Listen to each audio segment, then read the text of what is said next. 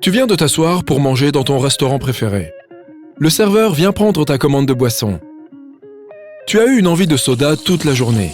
Alors, tu commandes un Coca. Le serveur a l'air vraiment désolé, mais il dit « Nous n'avons que du Pepsi ». Peux-tu compter le nombre de fois où cela t'est arrivé ? Même lorsque tu voyages à l'étranger, c'est soit du Coca, soit du Pepsi, et tu finis par devoir choisir ton camp.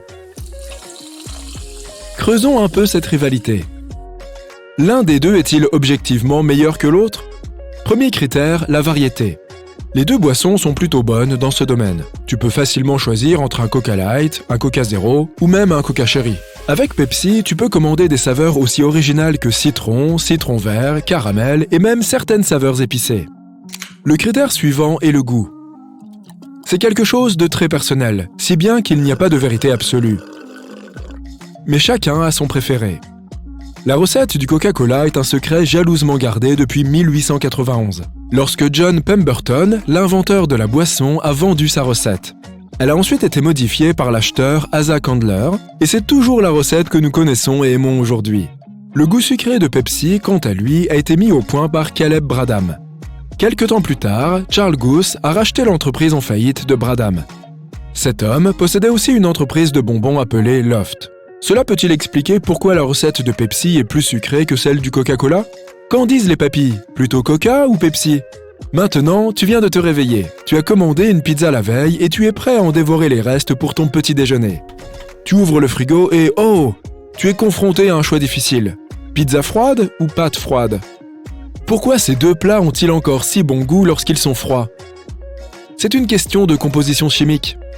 Selon les experts en pâtes, les spaghettis ont encore meilleur goût le lendemain grâce à un élément appelé amidon. On le trouve principalement dans les céréales et les pommes de terre. Pour faire simple, les ingrédients de ces plats ont plus de temps pour se mélanger lorsqu'ils passent la nuit dans le frigo. L'amidon absorbe la graisse, la sauce et l'assaisonnement pendant la nuit. Il aspire tout le goût et rend la saveur beaucoup plus riche. Cela vaut aussi bien pour la pizza que pour les pâtes. Ce n'est donc pas un hasard si certaines personnes commandent souvent ce type d'aliment juste pour avoir des restes à apprécier le lendemain matin. Toujours sur le thème de la pizza, réglons la question de l'ananas sur la pizza une bonne fois pour toutes. Il est vrai que c'est une ligne rouge que beaucoup d'entre nous se refusent à franchir. D'un côté, certains affirment que les baies n'ont pas leur place sur une pizza. Attends, quoi ? Eh oui, au cas où tu ne le saurais pas, les ananas sont bien des baies. Ou plus précisément, un groupe de baies qui ont fusionné ensemble. De l'autre côté, il y a les inconditionnels de la pizza hawaïenne. Ceux-là essayeront de te convaincre que l'ananas est délicieux lorsqu'il est mélangé à de la sauce tomate. Il est censé ajouter de la douceur et de la fraîcheur pour contrebalancer le piquant de la sauce. Qu'as-tu à dire à ce sujet ? Es-tu pour ou contre ? Au fait, tu as déjà essayé l'ananas dans un hamburger ? Oui, ils ont aussi conquis les hamburgers. Certains amateurs affirment que l'ananas joue le même rôle que les cornichons.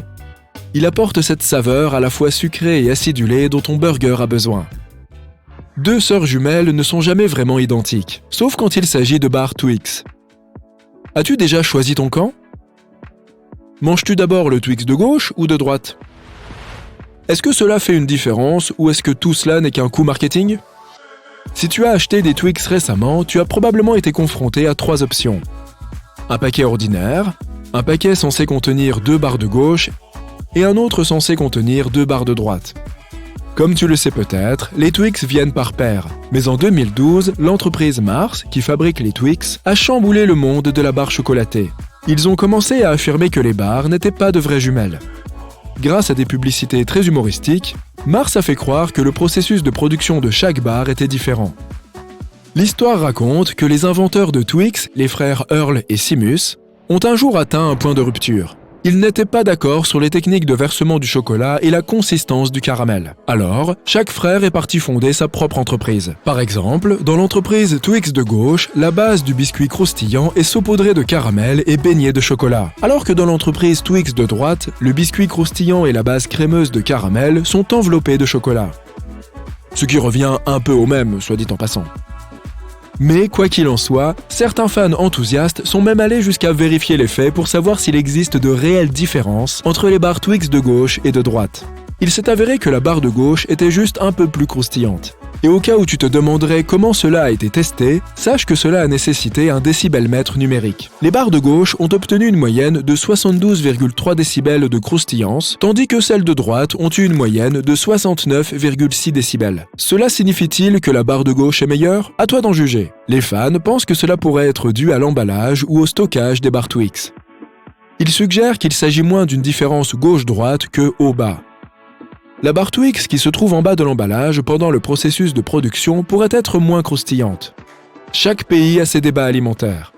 Aux États-Unis, le principal est le débat beurre de cacahuète au-dessus ou en dessous de la confiture.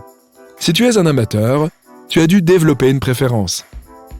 À moins que tu considères comme un sacrilège de mélanger du beurre de cacahuète et de la confiture. Certaines personnes ont des opinions bien tranchées sur la façon de faire le parfait sandwich beurre de cacahuète confiture. Certains avancent que le beurre de cacahuète constitue la base parfaite pour la confiture, tandis que les autres affirment que la confiture doit être étalée en premier car elle est plus fine et s'étale plus facilement. Alors, de quel côté es-tu? Maintenant, es-tu plutôt tacos ou falafel? Tu te demandes peut-être si c'est vraiment comparable. Ces deux types de sandwichs roulés sont délicieux mais servent des objectifs complètement différents. Les tacos sont un plat mexicain composé d'une tortilla frite, pliée et farcie de haricots, de salade ou de la viande de ton choix. Le falafel est un plat du Moyen-Orient qui consiste essentiellement en des galettes de pois chiches ou de fèves moulues assaisonnées à la perfection, farcies dans du pain pita avec de nombreuses garnitures et sauces différentes. On n'a certainement pas fait le tour de tous les débats alimentaires, mais ça t'a certainement mis l'eau à la bouche, n'est-ce pas? Et au cas où tu ne saurais pas quoi choisir, opte pour un taco falafel. Oui, ça existe vraiment. Tu t'es déjà posé la question de savoir si le café était une soupe? Apparemment, certaines personnes sont convaincues que le café n'est pas une boisson, mais plutôt une soupe. Selon certains partisans de cette théorie, le café est en fait un bouillon.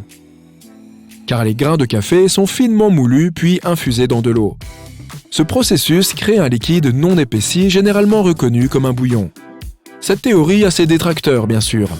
Ils affirment que le café ne ressemble pas du tout à un bouillon, car cela devrait impliquer que le liquide a une certaine valeur nutritive. Or, le café est simplement du café. Il est censé avoir bon goût et te donner de l'énergie, mais il ne te remplira pas l'estomac. Dis-nous dans les commentaires ci-dessous quelle est ta préférence pour chacun de ces débats alimentaires.